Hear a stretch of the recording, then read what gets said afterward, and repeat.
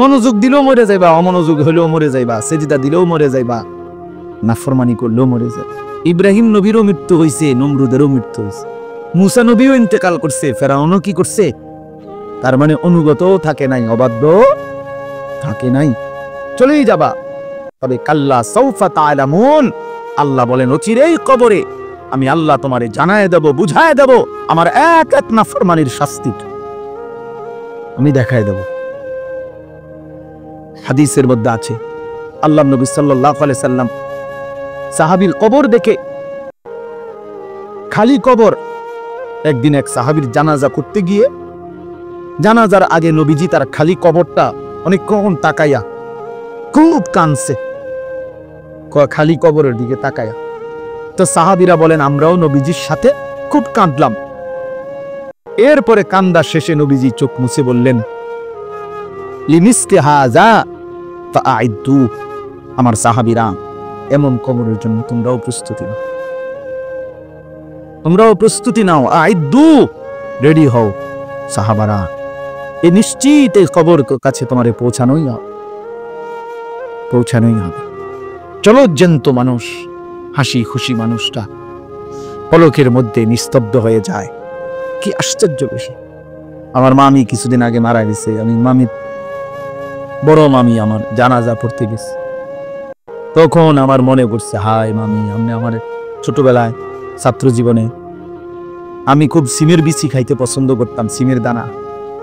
আমার মামি তরকারি রাঁধলে, সিমের তরকারি রাঁধলে সিম এগুলো আলাদা নিয়ে বাটিতে আবার একটা একটা করে দানা খুলতো, মা খুললা দানাগুলো খুললা আমার একসাথে মুঠ করে কত সময় মামি আমার এই সিমের দানা দিছে খাইতাম।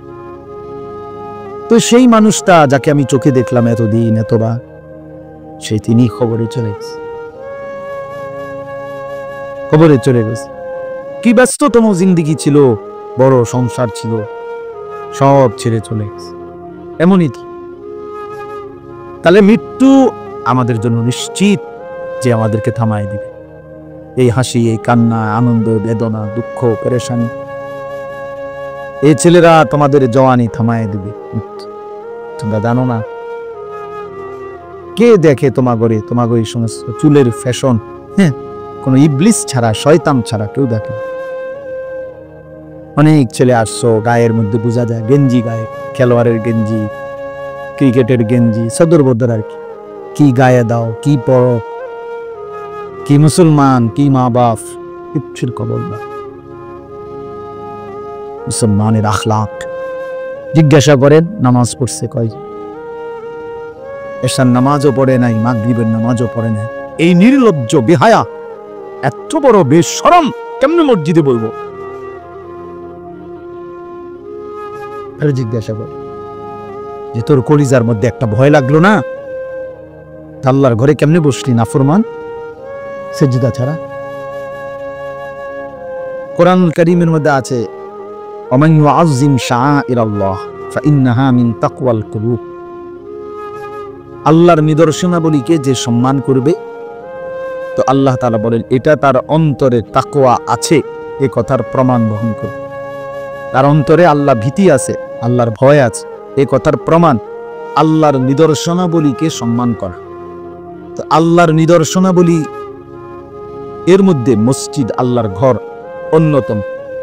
প্রতিটা মসজিদ, প্রতিটা আল্লাহর ঘর আল্লাহর নিদর্শনাবলীর একটি। এজন্য যে মসজিদকে সম্মান করবে, তো এটা তার অন্তরে তাকওয়া আছে, আল্লাহর ভয় আছে, এই কথার প্রমাণ বহন করে। হাদিসের মধ্যে আছে রাসূলুল্লাহ সাল্লাল্লাহু আলাইহি ওয়াসাল্লাম বলছেন 7 ধরনের ব্যক্তিকে আল্লাহ তাআলা কিয়ামতের দিন আল্লাহ তাআলার আরশের ছায়া দান করবেন। এটা আপনারা অনেক শুনছেন এই কথা। যেদিন আল্লাহর আরশের ছায়া ছাড়া আর কোনো ছায়া থাকবে না। এই 7 ধরনের ব্যক্তির মধ্যে এক ধরনের ব্যক্তি হলো ওই ব্যক্তি রাজুলুন কলবুহু মুআল্লাকুন বিল মাসাজিদ, যার অন্তর মসজিদের সাথে লেগে আছে, যার দিল মসজিদের সাথে লেগে আছে। মসজিদে সেজদা দেওয়া, মসজিদে নামাজ পড়া, মসজিদে এসে ইবাদত করা, মসজিদকে সুন্দর করা, মসজিদের খেদমত করা, মানে মসজিদের প্রতি ইবাদতের প্রতি তার হৃদয় পড়ে থাকে, দিল পড়ে থাকে, অন্তরের টান থাকে। আল্লাহ নবী সাল্লাল্লাহু আলাইহি ওয়াসাল্লাম বলছেন, এটা প্রমাণ করে যার দিলের মধ্যে এরকম আছে তো তাকে আল্লাহ তাআলা আল্লাহর আরশের নিচে ছায়া দান করে। এজন্য মসজিদের সাথে মুমিনের সম্পর্ক গভীর করা উচিত। হাদিসের মধ্যে আছে, বান্দা যখন মসজিদে ঢোকে তো সে আল্লাহ তাআলার মেহমান হয়েছে, আর আল্লাহ তাআলা সেই মেহমানকে প্রথম আপ্যায়ন করে তার অগণিত গুনাহ মাফ করে দেয়। এটাই প্রথম মেহমানদার। ওয়াকিরাহু আল মাগফিরাহ, মসজিদে আল্লাহর পক্ষ থেকে প্রথম মেহমানদারি হলো শরবত না, বরং গুনাহ, বান্দার গুনাহ মাফ করে দেয়। এজন্য মসজিদকে ভালোবাসা, মসজিদের প্রতি হৃদয়ের টান থাকা, মসজিদে এসে নামাজ পড়া, মসজিদে সবসময় অন্তরে মসজিদের প্রতি ভালোবাসা, এটা অনেক বড় একটা নিয়ামত।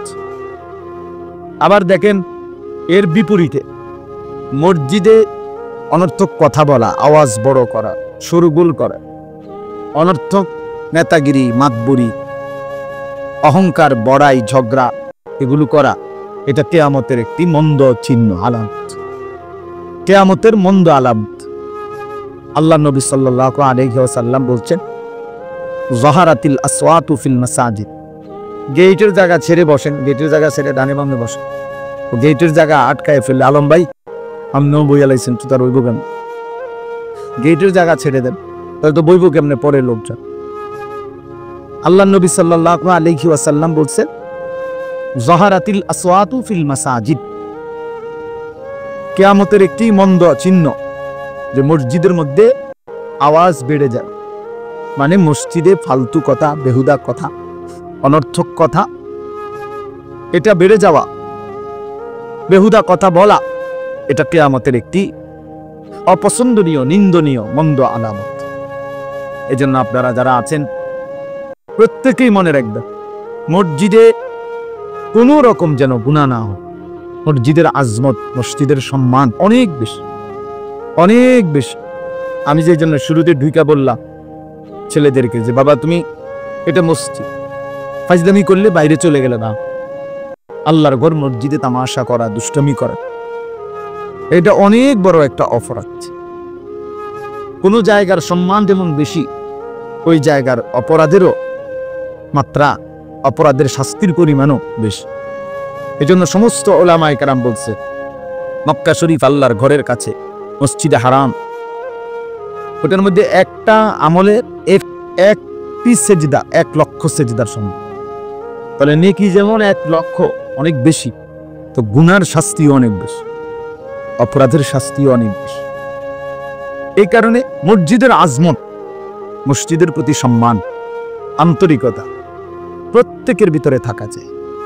আমরা আমাদের সমাজে এ ব্যাপারে যত্নবান কম, অনেক যত্নবান। অনেক মসজিদে কিশোর বয়সী ছোট বাচ্চা, 14-15 বছর হয়ে গেছে এমন ছেলে পেলেও এত দুষ্টামি করে, এত কথাবার্তা, এত তামাশা, মস্কারি, ঠাট্টা, দোতলায়, নিচতলায়, বারান্দায় ফাইজলামির একটা মানে আখড়া বানায় ফেলে। জুমার বয়ান হয়, ইমাম সাহেব বয়ান করে, আর কিছু দুষ্ট ছেলেপেলে আছে পুরাটা টাইম যন্ত্রণাতে কষ্ট দেয়। আহা, অপদার্থ সন্তান জানেও না যে আল্লাহর ঘরের আজমত কি। কেউ তারে কোনোদিন শিখায়ও নাই যে আল্লাহর ঘরের সম্মান। অথচ টেলিভিশন দেখতে বসলে মা বুঝাই দিছে যে সাবধান, কথা বলবা না, চুপ থাক। বাবা শিখাই দিছে। টেলিভিশন দেখলে, নর্তকীর নাচ দেখলে চুপ করায় দেয়। কিন্তু আল্লাহর ঘর মসজিদে আমাদের অনেকের চোখের সামনে বাচ্চারা, একেবারে ছোট্ট মাসুম বাচ্চা বাদ দিলাম, ও বেচারা একেবারেই ছোট, 12 বছরের ছেলেটাও ছোট, 14 বছরের ছেলেটাও ছোট, তো ওই যে বান্দরামি করে, দুষ্টমি করে, ওই যে একটা শব্দ শোনে না, তো সে শিখবে কোত্থেকে? শিখবে কোত্থেকে? শরীয়তের মাসআলা জানবে কোত্থেকে যদি নাই শুনে? নাই শুনলে আমল করবে কিভাবে? আমল তো তখনই আমল হয় যখন তা ইলম অনুপাতে হয়। কোরআন সুন্নাহর ইলম অনুপাতে হলে সেটা আমল হয়। এমনিতে আমাদের মন মতো আমল করলে, নিজের ইচ্ছা মতো, এই যে আপনাদের মাঝ বয়সী বয়স্ক অনেক লোক আছে, হাজার বললেও কোটিবারও যদি বলে, যদি ফাও ধরে, তারপরও উনি উনার সূরা কেরাত শুদ্ধ করবেন। কিছু বয়স্ক লোক আছে এমন গোয়ার যে মানে বুঝে যে উনার সূরা অশুদ্ধ, দোয়া কালাম অশুদ্ধ, কিন্তু দুনিয়া কোনো কথা দিয়া ওনাগরে এটা বুঝানো যায়। কোন ইবলিস ওনাগো কলিজার ভিতরে বুঝাই দিচ্ছে যে অসুবিধা নেই, আল্লাহ ভরসা, এই যে এরম ফরিয়ে দুম, এটা অন্য কেউ বুঝাই দিচ্ছে তার কলজে যে মাত্র না চাই হুজুরা কই বই আল্লাহ ভরসা। এখন আল্লাহ বলছে কিনা আপনারা বলেন, যে আল্লাহ যদি বলে, আপনারা শুনছেন যে আল্লাহ বলছে যে বান্দা তুমি ভুলের উপরে, মিথ্যার উপরে, ভুলের উপরে মৃত্যু পর্যন্ত থাকো, আমি ভরসা, এটা আল্লাহ বলছি। তো তো আমার কে ভরসা দিই? আপনার এই ভরসাটা দিল কি? আফসোসের ব্যাপার, আফসোসের ব্যাপার। 60 বছর 50 বছর হয়ে গেছে, এই কথাটুকু বোঝে না যে আমার সূরা, আমার কেরাত, আমার দোয়া, আমার তাসবিহ, আমার আত্তাহিয়াতু, আমার দুরূদ শরীফ, আমার দোয়া তুমি। ও ছেলেরা, হয়তো এখন ঢুকো, পরে যে সময় একটা পোটলা দিব ওই সময় ঢুকো না। আসো, এখন আসো, পরে আর কাউরে ঢুকতে দেওয়া হবে না। হ্যাঁ, কিছু খবর নেয়, মনে করেন কিছু আছে খবর নেই, কিছু দিবনি। এবার যদি রাত 2টাও বাজে কি ঘুরবো, বুঝলেন? যদি রাত 2টাও বাজে, সারা রাতও লাগে, তারপরও ঘুরবো। আফসুস মানে জীবন মানেই শুধু এই 2টা বিরিয়ানি, 1 প্লেট খিচুড়ি, 2টা জিলাপি, এই আবার আগের মতো তামাশা, আগের মতো বেনামাজি জিন্দিগি, আগের মতো অসভ্যতা। আসলো কেন পৃথিবীতে? মরবেই বা কেন? করবেই কি? কিচ্ছু জানেন, কিচ্ছু জানেন। আফসুস হয়েছে ওই জীবনের উপরে, আফসুস যে জীবন জানে না আমি আসছি কোত্থেকে, আমার করণীয় কি, কেন আসলাম, কি করছি। জীবনের যার কোনো লক্ষ্য উদ্দেশ্য নাই, গন্তব্য নাই, মঞ্জিল যে চেনে না, আমি যাব কোথায়, পৌঁছবো কোথায়, থামবো কোথায়, এটা যার মধ্যে জানা নাই, ওই বাস্তবিক অর্থে মনে রাখেন, ওই কোনো মানুষ, ওই জন্তু জানবো। কোরআন বলছে ওকে জানুয়ারি বলছে। জানুয়ারিরই কোনো নির্দিষ্ট টার্গেট নেন, তার দরকারও নাই। টার্গেট দিয়ে হে করবো কি? কোনো গরু, ছাগল, কুকুর, বিড়ালের টার্গেট দিয়ে করবে কি? তার তো কোনো হালালও নাই, হারামও নাই, জায়েজ না জায়েজ কিছু নেই, তার জন্য কোনো বিধান নাই, দিন নাই শরীয়তে। কিন্তু ইনসানের জন্য বিধান, হালাল হারাম আছে, জায়েজ না জায়েজ আছে, করণীয় বর্জনীয় আছে, কারণ তার জন্য আখিরাত আছে, তার জন্য হিসাব আছে, তার জন্য বিচারের মাঠ আছে, তার জন্য আমলনামা প্রস্তুত হচ্ছে, তার আমলনামা মিজানের পাল্লায় ওজন হবে, তাকে ফুলসিরাত পার হইতে হবে, তাকে জান্নাত কিংবা জাহান্নামে যেতে হবে। এটা গরু ছাগলের নাই, এটা জন্তু জানোয়ারের নাই। তাইলে সোজা হিসাব, যে তার হালাল হারাম বুঝে না, জায়েজ না জায়েজ বোঝে না, করণীয় বর্জনীয় বোঝে না, তো সে বাস্তবিক অর্থে কোনো মানুষ, সে জানোয়ার, সে হাইওয়ান, যার মধ্যে কোনো তামিজ নাই, মানে পার্থক্য শক্তি নাই, পার্থক্য শক্তি। তাইলে বাবা বলতেছিলাম আল্লাহর ঘর মসজিদের কথা বলছি। মসজিদের আজমত জরুর, মসজিদে জুমার বয়ান গুরুত্বপূর্ণ, মসজিদের ইমাম সাহেবকে সম্মান করা খুব গুরুত্বপূর্ণ, মুয়াজ্জিনকে সম্মান করা খুব গুরুত্বপূর্ণ। মসজিদের একটা জুতার বাক্স, মসজিদের বালু, মসজিদের একটা মোমবাতি অনেক সম্মানিত, এটা মসজিদে। আমরা কোরআন হাদিসের ভাষায় বলে নিসবতের কারণে দামি হয়, মানে সম্বন্ধের কারণে দাম। ইট বালু পাথর সিমেন্টের একটা ঘর এমনিতে শুধু ছিল ঘর, কিন্তু যখন এটা সিদ্ধান্ত হলো যে এটা আল্লাহর ঘর, এই আল্লাহর এই শব্দটা যখন এই ঘরের সাথে লাগলো তো এটা দামি। কি বল, এটা নিসবত, আরে মানে সম্বন্ধ, কিসের সাথে মিলল, ওইটার কারণে দামি হয়, ওইটার কারণে দামি। এমনিতে একটা কাপড়, এটা কাফর, কিন্তু যখন এটারে বলে যেটা কোরআন শরীফের গিলাফ, এটা দামি, দামি, তাহলে এক সম্বন্ধ, নিসবত, এর কারণে দামি। তো মসজিদ আল্লাহর ঘর, অতএব এটা নিঃসন্দেহে দামি, এটা দাম। এটা অনেক দাম।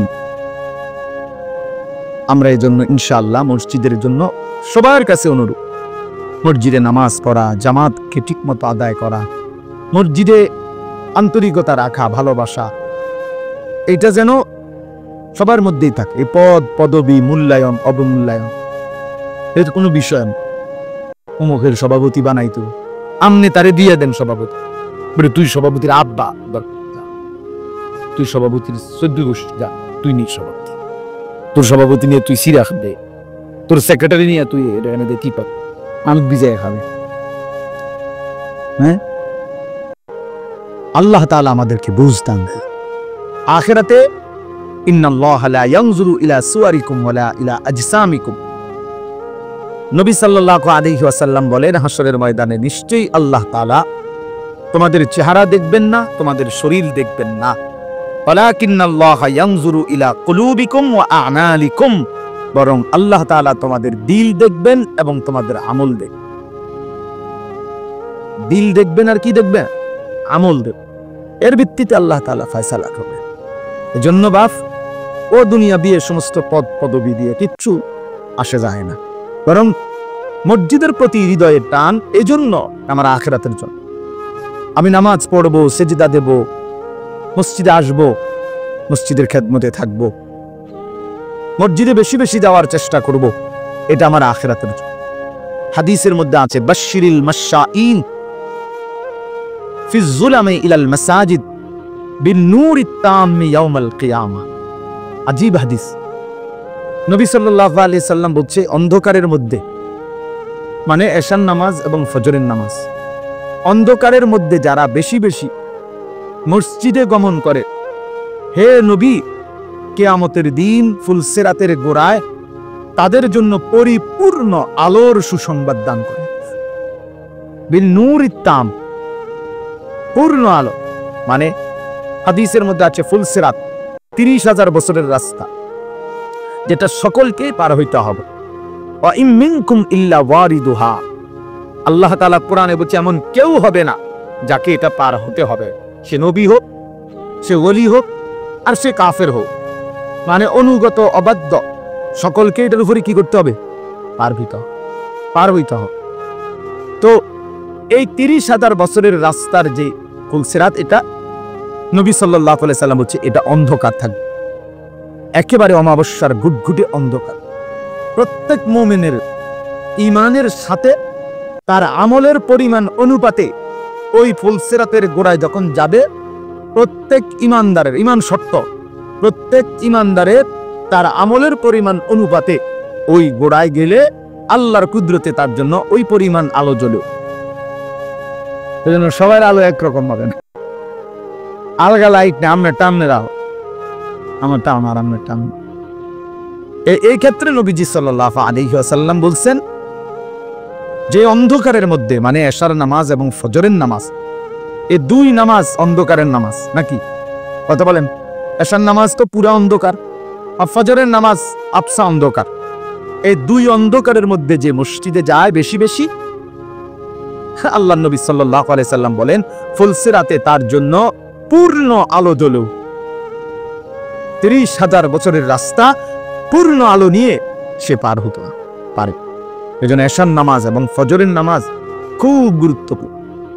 এশার নামাজ এবং ফজরের নামাজ যারা আদায় করে না, রাসূলুল্লাহ সাল্লাল্লাহু আলাইহি ওয়াসাল্লাম তাদেরকে বলছেন মুনাফিক। একেবারে স্পষ্ট বুখারীর হাদিস। ওই অপদার্থ হলো মুনাফিক, যে অপদার্থ এশা এবং ফজরের নামাজ করে না। এই দৃষ্টিতে আপনাদের আমাদের অসংখ্য সন্তান, অসংখ্য মুসলমান যারা প্রতিনিয়ত ফজরের নামাজ পড়ে না, এদেরকে বলে রাখেন যে প্রত্যেকেই যেন ভোটার আইডি কার্ড, জন্ম নিবন্ধন সনদ এবং পাসপোর্ট, যেখানে ধর্মের পাশে ইসলাম লেখছে, এটা যেন চেঞ্জ করে, বরং এটা যেন শুধরাইয়া লিখে নেয়, এফিডেভিট করে যে আসলে আমি মুসলমান নাই, মুনাফিক। কেন? আমি ফজরের নামাজ পড়ি না, ফজরের নামাজ পড়ার জন্য কোনো প্রস্তুতিও নাই, আমার মানসিকতাও না। এমন অসংখ্য জানোয়ার আছে, হাইওয়ান আছে, যে হাইওয়ানের কলিজার ভিতরেও খোদার 1 বছরে 365 দিনে কোনদিন এই জানোয়ার বলতে পারবে না ফজরের নামাজ কাকে বলে। এটা আস্থা জানোয়ার, আস্থা জানোয়ারের, পুরাটা জানোয়ারের, পুরাটা জানো। এটা মানুষ কামের পশু ছাড়া আর কিছু না। 365 দিন নাফরমান, তুই মানুষের বাচ্চা বেটা, কোনদিন ফজরের নামাজ পড়বি না। এত বড় বেহায়া বেশরম মুসলমান হয় কি? এত বড় নিকৃষ্ট মানুষ মুসলমান হবে? মুনাফিক। আল্লাহ রাসূল বলছে বেটা, নবী বলছে মুনাফিক, এটা আস্থা মুনাফিক। আর মুনাফিক সমস্ত বেঈমানের মধ্যে সবচেয়ে নিকৃষ্ট হলো কে? যত লোক আল্লাহর নাফরমান তার মধ্যে মুনাফিক হলো সবচেয়ে নিকৃষ্ট। হযরত আব্দুল্লাহ ইবনে ওমর হাদিসে আছে, নবীজির বিখ্যাত সাহাবী আব্দুল্লাহ ইবনে ওমর রাদিয়াল্লাহু তাআলা আনহুমা, তিনি বলছেন নবীজির জামানায় আমরা মুনাফিক চিনতাম এশা এবং ফজরের জামাতে অনুপস্থিতি দেখে। হাদিস এটা। উনি বলেন আমরা চিনতাম মুনাফিক কে আমাদের মাঝে, তা আমরা খুঁজতাম, বুঝতাম ফজর এবং এশার নামাজে অনুপস্থিত হতো যায়। এই জন্য হযরত আব্দুল্লাহ ইবনে মাসউদ বলে যে রাসূলের জামানায়, সাহাবাদের জামানায় লজ্জায়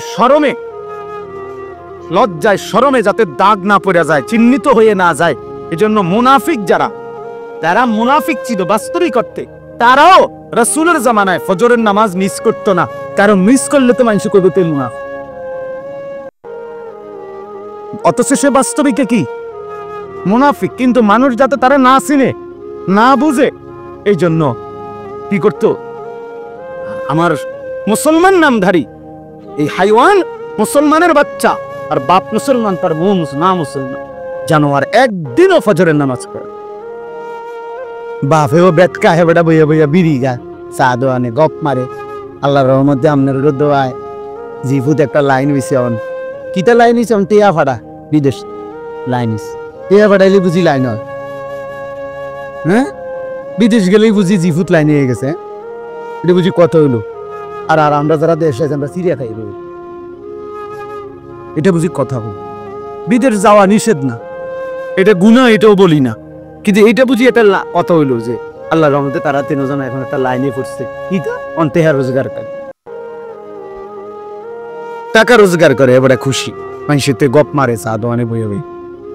হ্যাঁ, লম্বা লম্বা কথা, লম্বা লম্বা। ভালো খাইতে পারতেছে, শেষ বয়স, আপেল খায়, মালটা খায়, চা খায়, বম খায়, গপ মারে, আর কি বাজার হইতে আছে, খাইতে আছে, ফুতে টেয়া ফাটাইতে আছে। হালাল হারাম এত কিছু তো অনেক সময় আসেনি। হালাল না হারাম সেটার দরকার কি? না, আমার দরকার টাকা, আমার দরকার বাতে না। আস্তাগফির, আস্তাগফির। ভুলে গেলে চলবে না, আখিরাত নিশ্চিত, মৃত্যু আমাদের নিশ্চিত, কবর আমাদের নিশ্চিত।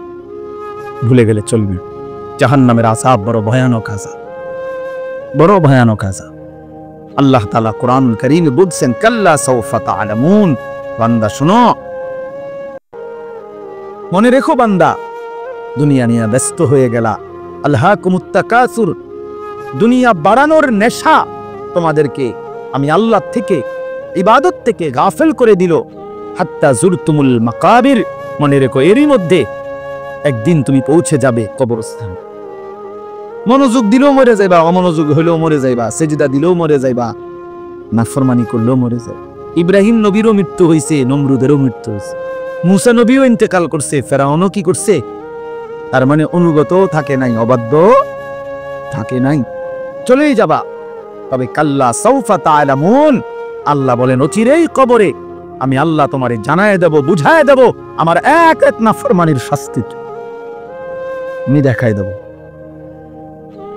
হাদিসের মধ্যে আছে, আল্লাহ নবী সাল্লাল্লাহু আলাইহি সাল্লাম সাহাবীর কবর দেখে, খালি কবর, একদিন এক সাহাবীর জানাজা পড়তে গিয়ে জানাজার আগে নবীজি তার খালি কবরটা অনেকক্ষণ তাকাইয়া খুব কাঁদছে, খালি কবরের দিকে তাকাইয়া।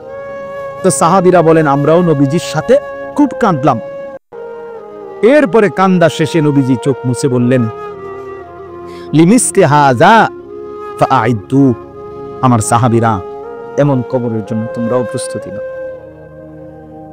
তোমরাও প্রস্তুতি নাও। আইদু, রেডি হও সাহাবারা, এই নিশ্চিত এই কবর তো কাছে তোমারে পৌঁছানোই হবে, পৌঁছানোই হবে। চলো জ্যান্ত মানুষ, হাসি খুশি মানুষটা পলকের মধ্যে নিস্তব্ধ হয়ে যায়। কি আশ্চর্য বিষয়। আমার মামি কিছুদিন আগে মারা গেছে। আমি মামির বড় মামি আমার জানাজা পড়তে গেছে। তখন আমার মনে করছে, হায় মামি, আমি আমার ছোটবেলায় ছাত্র জীবনে আমি খুব সিমের বিচি খাইতে পছন্দ করতাম, সিমের দানা। আমার মামি তরকারি রাঁধলে, সিমের তরকারি রাঁধলে সিম এগুলো আলাদা নিয়ে বাটিতে আবার একটা একটা করে দানা খুলতো, খুললা দানাগুলো খুললা আমার একসাথে মুঠ করে কত সময় মামি আমার এই সিমের দানা দিছে, খাইতাম। তো সেই মানুষটা যাকে আমি চোখে দেখলাম এতদিন এতবার, সেই তিনি খবরে চলে গেছে, খবরে চলে গেছে। কি ব্যস্ততম জিন্দিগি ছিল, বড় সংসার ছিল, সব ছেড়ে চলে গেছে। এমনই তাহলে মৃত্যু আমাদের জন্য নিশ্চিত যে আমাদেরকে থামায় দিবে। এই হাসি, এই কান্না, আনন্দ, বেদনা, দুঃখ, পেরেশানি, এই ছেলেরা তোমাদের জওয়ানি থামায় দিবে। তোমরা জানো না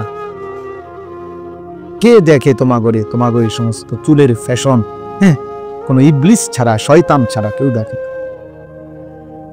অনেক ছেলে আসছো, গায়ের মধ্যে বোঝা যায় গেঞ্জি, গায়ে খেলোয়াড়ের গেঞ্জি, ক্রিকেটের গেঞ্জি, সদর বদর আর কি গায়ে দাও, কি পড়ো, কি মুসলমান, কি মা বাপ, কিচ্ছুর খবর না।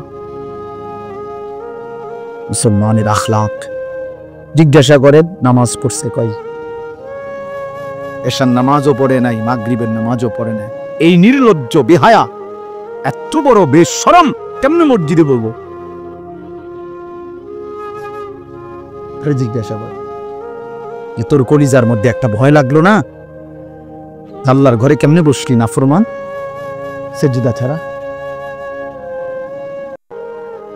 তোর মা তোরে কোনোদিন নামাজের সবক দেয় না? বাবা তোমারে কোনোদিন নামাজের সবক দেয় নাই? এক মা বাপ সন্তানকে লালন পালন করছে, এই ছোটবেলায় এত আদর সোহাগ দিয়া বাচ্চাকে বড় করছে এক মা বাপ, 14 বছর 16 বছর বয়সে। এই মা বাবা এই আশাই বড় করছে যে বয়ে বয়ে মোবাইল টিকবা, নারী দেখবা, ছবি দেখ। হায় হায় জানোয়ার, এই জন্য তোর মা তোরে দুধ খাওয়াইলে। তুই মায়ের দুধের কলঙ্ক, মায়ের রক্তের কলঙ্ক। তো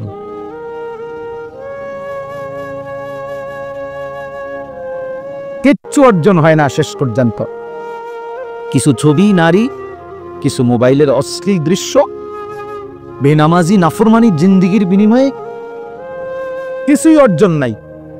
শুধুই ক্ষয় হয়, লস হয়, আখিরাতও বরবাদ হয়, শরীরের শক্তিও নষ্ট হয়, সমাজের কাছে ঘৃণিত হয়। অফিকা অয়ুবুন অলিন্নাসে আয়ুনুন, আরবি ভাষার একটা প্রবাদ আছে, মনে রাখবে ছেলেরা, বাবা তোমরাও মনে রাখ। আরবিতে বলে যে তোমার মাঝে দোষ আছে, মানুষেরও চোখ আছে। তোমারও কি আছে? মানুষেরও কি আছে? তোমারও দোষ আছে, মানুষেরও চোখ আছে। অর্থাৎ মানুষ প্রত্যেকের ব্যাপারে একটা জিনিস মনে রাখবেন, সামনে কিংবা পিছনে প্রত্যেককে তার কর্মের ভিত্তিতেই মূল্যায়ন করে। সামনে বলতে পারুক বা না পারুক, পিছনে হইল আপনার কর্ম যেটা আপনারে মূল্যায়ন হবে না, আপনি ওইটাই। আমনের সুদখোর, আমনেরে মানুষে করবো মাশাআল্লাহ জোনায়েদ বাগদা দিয়ে নাও, আয় মানুষে চিড়িয়া খায় আর আমনে ভাত খান। কথা বলেন না কেন? বাদ পারলে বুঝি মানুষে করবো বেটা জোনায়েদ বাগদা দিয়ে, মানুষে বেউকুফ। হ্যাঁ, সেজদাওয়ালাকেও মানুষ চিনতে ভুল করে না, হারামখোর বাটপারকেও মানুষ চিনতে ভুল করে না। মানুষ রাতকে রাতই বলে, দিনকে দিনই বলে, আলোকে আলোই বলে, অন্ধকারকে কি বলে? অন্ধকারই। এজন্য হারামখোর, পাপী, নাফরমান, তোরে বেটা চরিত্রহীন ছেলে তোমরা যারা এ নারী দেখো, ছবি দেখো,